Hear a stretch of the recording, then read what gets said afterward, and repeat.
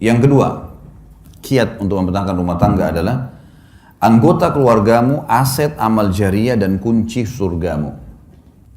Teman-teman fahami baik-baik, ibu-ibu di belakang sana, suami itu aset amal jariah.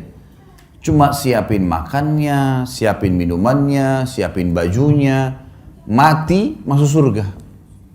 Simple sekali. Bapak-bapak fahami, uang yang hasil keringat kita dikasih ke istri, dikasih ke anak, dikasih ke orang tua. Hanya itu. Pada saat ada sesuatu yang rusak di rumah diperbaikin, mati masuk surga. Ini luar biasa ini sebenarnya. Orang-orang di sekitar kita ini sudah aset-aset amal jariah. Bapak-bapak misalnya kasih duit ke istrinya, ini beli makanan. Dibuatlah, beli tempe, beli sayur, beli segala, buat makanan. Makanan itu teman-teman sekalian, kata Nabi SAW, "Ma wudi'a ta'amun illa wada'allahu fihi barakah." Tidak ada makanan yang sedang dihidangkan, diniatkan untuk orang lain, kecuali Allah akan letakkan berkah di situ. Berkah maksudnya, dari satu piring makanan pasti akan ada yang menjadi darah daging manusia yang memakannya. Sekarang saya ceramah depan Bapak Ibu sekalian, orang tua saya panen pahala. Karena saya tumbuh dari ASI ibu saya tumbuh juga dari nafkah ayah saya. Karena tidak semua yang kita makan satu piring makanan jadi kotoran. Ada yang jadi energi, ada yang jadi bagian tubuh kita. Sekarang bapak-bapak kasih ke istrinya makan. Anaknya makan. Bukankah itu jadi amal jariah buat dia? Karena istri anaknya bisa bergerak. Ibu-ibu masak buat suaminya. Suaminya makan, anaknya makan. Dia tidak beli, tapi dia punya tenaga, masak.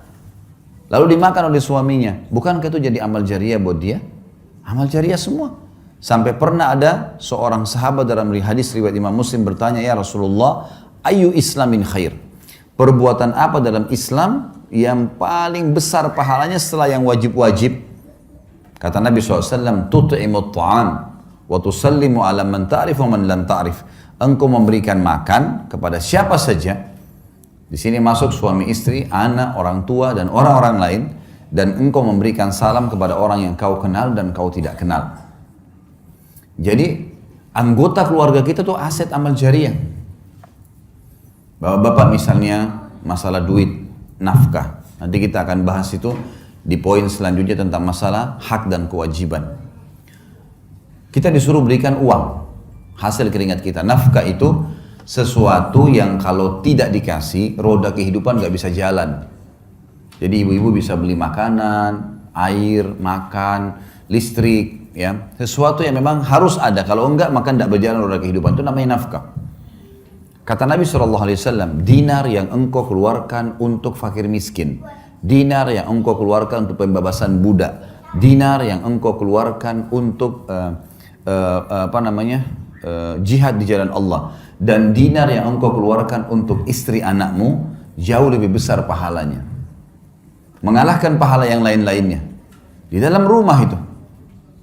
Berarti bapak-bapak setiap bulan terima gaji atau ada pendapatan kasih ke istri anak, itu mengalahkan pahala sedekah untuk jihad, mengalahkan pahala sedekah untuk fakir miskin. Tapi bukan berarti hadis ini ibu-ibu misalnya bilang, nah itu kan ada hadis tadi, berarti semua gaji suami harus saya pegang. Bukan itu maksudnya ya. Karena kita bicara masalah nafkah ya.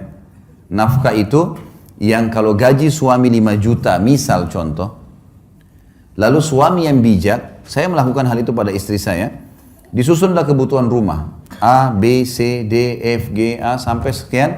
Oh ini contoh saja, contoh gaji saya 5 juta, oh ternyata kebutuhan rumah 4 juta. Ini 4 juta ya, nafkah rumah. Ini 500.000 bonus buat kamu, karena kamu sudah bantu bersihin rumah segalanya. 500.000 yang sisa, suami punya hak mengelola. Jangan juga, bapak-bapak ada yang, maaf kalau ada yang terjadi ini ya.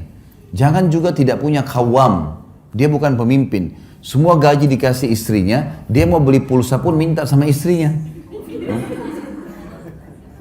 Gimana caranya? Beliin saya pulsa, loh kok lucu itu, kok malah dia minta sama istrinya?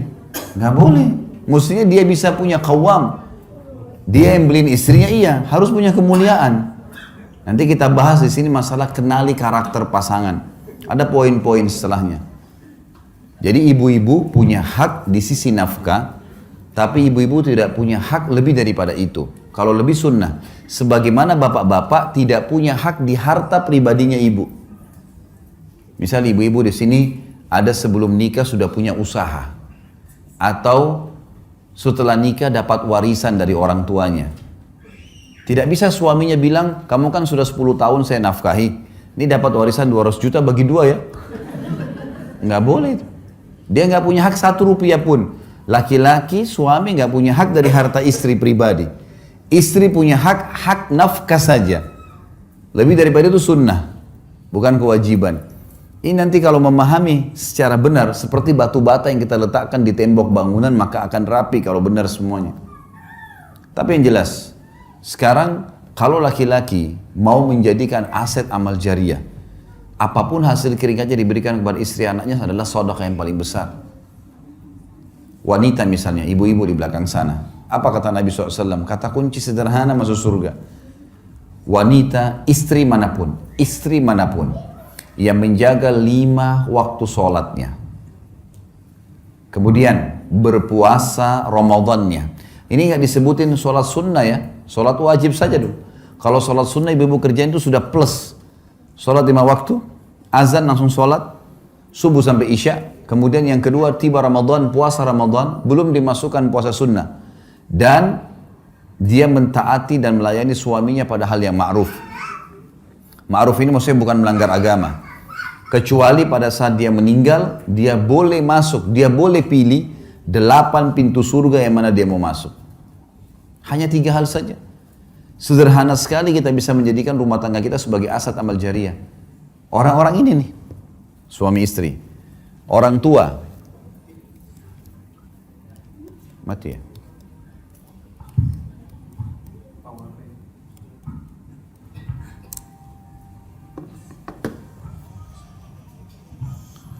Orang tua kita misalnya, orang tua di rumah, tinggal kita berbakti dengan mereka, berikan mereka sesuatu yang terbaik, gitu kan? Ini di rumah tangga, keluarga kita. Maka kita sudah bisa panen surga. Allah menjadikan bakti dengan kedua orang tua setelah iman kepadanya. Anak-anak, lahir kita nggak bisa milih, sebagaimana orang tua nggak bisa kita milih. Saya nggak mau ibu ini, saya nggak mau ayah ini, nggak bisa. Kita lahir, ini ibumu, ini ayahmu, seburuk apapun mereka. Begitu juga anak yang lahir, begitu keluar laki-laki, perempuan, sehat, sakit kah, apalah, ya, warna kulitnya seperti apa, paras wajahnya, lahir ini anakmu.